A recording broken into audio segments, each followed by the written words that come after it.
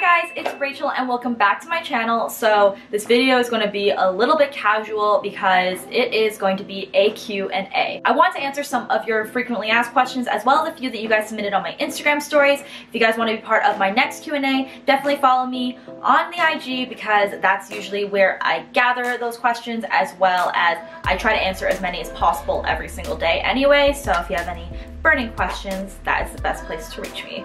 So without further ado, I'm just going to get started. So, first off, let's do FAQs. People always ask me how tall I am. I am 5'5". People also always ask me if I'm Filipino.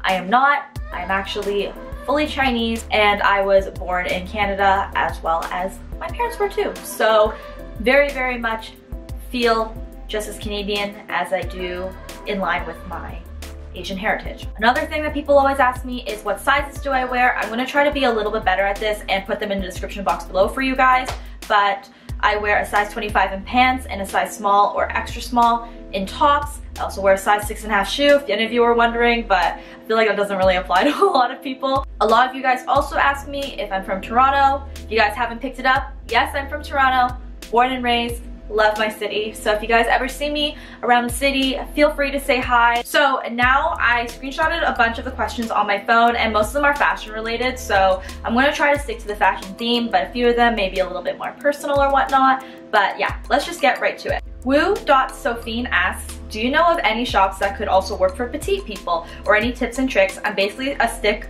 so a lot of times bottoms are too long and the smallest sizes are too big. Would appreciate the help. Thank you so much for your question. I absolutely love this one because like I said, I'm 5'5", so I'm not exactly petite, but I feel like I'm not tall either. Very, very average here, so I love to make myself look taller, and I feel like some of my tricks may apply to people who are on the shorter or smaller side. One thing that I would say is invest in a tailor. If you have pants that are too big or a blazer doesn't fit right, go to a tailor. It's really, really affordable to actually tailor your stuff. I feel like it's a forgotten service amongst my generation. Another thing that I also love to do is I really pay attention to the length of my jeans. I even buy Topshop jeans in the petite section because I personally find them more flattering for my body. Another question she asked is what kind of shops to shop at if you are petite. I find that Topshop is a really great place because they have a dedicated petite section.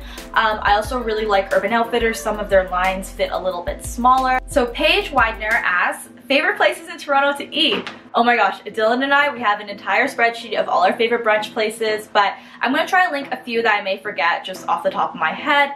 But some places we love to eat: Wilbur Mexicana.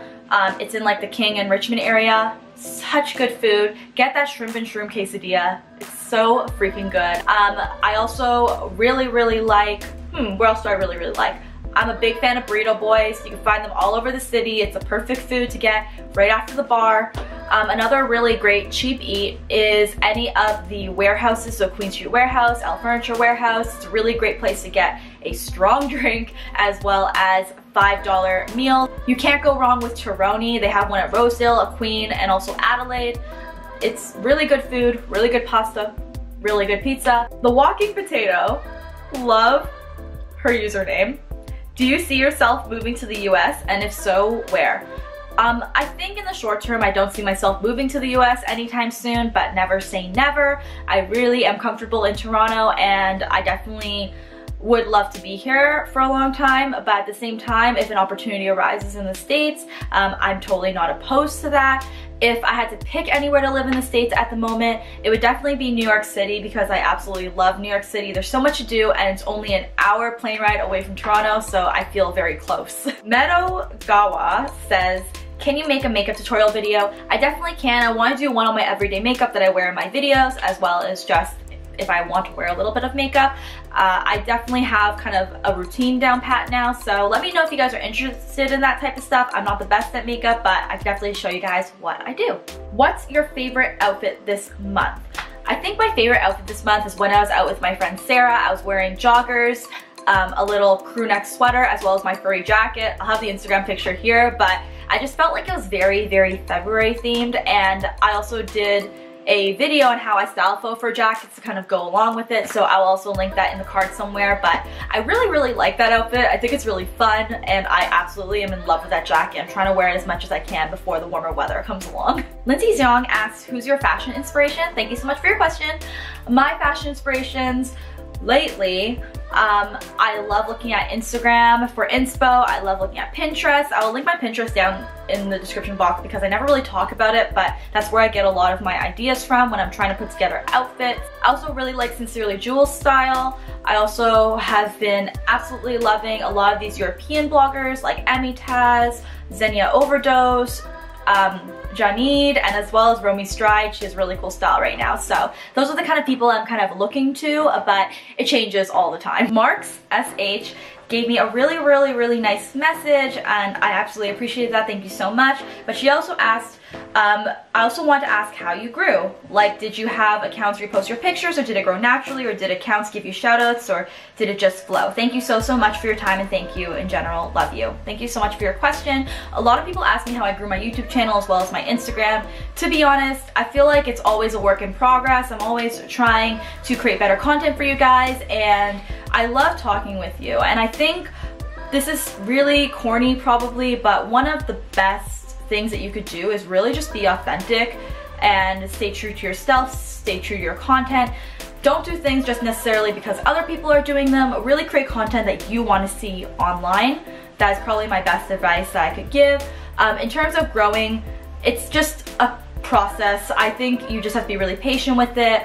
Make friends in your industry. Just see how other people are kind of using their channels and kind of growing. In terms of Instagram, it's a little bit different, so probably just understanding the difference between YouTube growth and Instagram growth is really helpful.